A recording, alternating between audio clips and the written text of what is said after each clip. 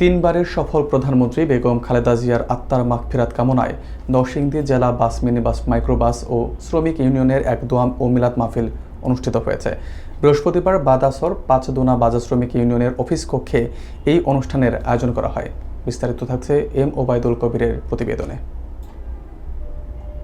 অনুষ্ঠানে প্রধান অতিথি হিসেবে উপস্থিত ছিলেন নরসিংদী আন্তঃজেলা সড়ক পরিবহন মালিক সমিতির সভাপতি সারোয়ার মৃধা। দোয়া মাহফিলে প্রধান অতিথির বক্তব্যে সারোয়ার মৃধা দেশ ও জাতির ক্রান্তি লগ্নে বেগম খালেদা জিয়ার অবদান স্মরণ করে তার বিদেহী আত্মার শান্তি কামনা করেন। তিনি বলেন, আপসহীন নেত্রী বেগম খালেদা জিয়ার আদর্শকে বুকে ধারণ করেই আমাদের সামনের দিকে এগিয়ে যেতে হবে। আমি ৩০ বছর যাবৎ শ্রমিক ইউনিয়নের নেতৃত্ব দিয়ে যাচ্ছি। আমি পরিবহন শ্রমিকদের পাশে আছি এবং সুখে দুঃখে সবসময় পাশে থাকব ইনশাল্লাহ।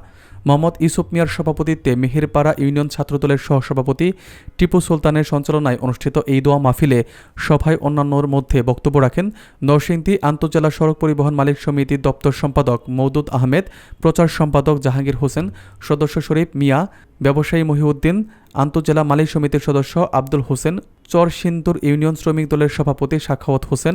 মাহফিলে বেগম খালেদা জিয়া রুহের মাগফিরাত কামনার পাশাপাশি বিএনপির প্রতিষ্ঠাতা শহীদ রাষ্ট্রপতি জিয়াউর রহমানের আত্মার শান্তি এবং দলের ভারপ্রাপ্ত চেয়ারম্যান তারেক রহমানের সুস্বাস্থ্য ও দীর্ঘায়ু কামনা করে বিশেষ মোনাজাত করা হয়।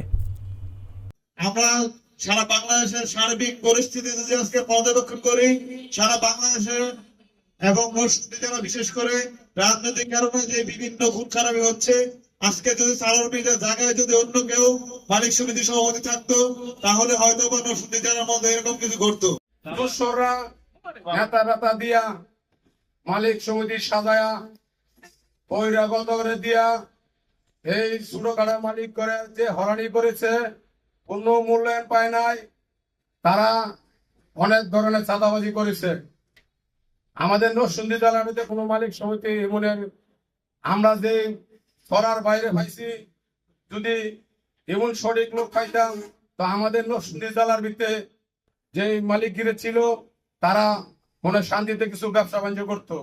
আগামী দিনে যদি আমরা ঐক্যবদ্ধ থেকে ডক্টর আব্দুল মঈন খানকে যদি আমরা সারা বাংলাদেশের ভিতরে সর্বোচ্চ ভোটে ওনার মহাসংবিধানে নির্বাচিত করতে পারি, তাহলে আমরা এই সংগঠন নয় সারা বাংলাদেশের সংগঠন আপনাদের কাছে আসবে ওনার হাত ধরে এই রকম পরিবহন সমস্ত সংগঠনগুলি প্রতিষ্ঠিত হওয়ার জন্য।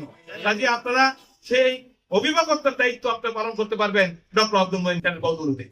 আমাদের নেত্রী, যার জন্য আজকে আমরা এখানে দোয়া অনুষ্ঠান আয়োজন করেছি, সেই নেত্রী উনি কিন্তু শুধু বিএনপি নেত্রী ছিল, উনি আমাদের দলের চেয়ারপারসন। দেখেন ওনার কর্মকাণ্ডের কারণে বাংলাদেশের 18 কোটি মানুষের নেত্রী উনি হয়ে গেছেন। উনি শুধু বিএনপি নয়, বাংলাদেশের 18 কোটি মানুষ চোখ ওনার মৃত্যু করে বিজে গেছেন। কারণটা কি? সেটাও তার কর্মযোগ্য। শহীদ রাষ্ট্রপতি জিয়াউর রহমানের সহধর্মিনী দেশনেত্রী বেগম খালেদা যখন মারা গেছেন, তখন বাংলাদেশের 18 কোটি মানুষের চোখ কিন্তু বিজে গেছিলেন। কি কারণ? সেটা এদেশের মানুষের প্রতি তার যে দায়বদ্ধতা এবং গণতন্ত্র ঐক্যের এবং বাংলাদেশের প্রতীক হিসাবে সারা বাংলাদেশের মানুষ ওনাকে মনে করেছেন।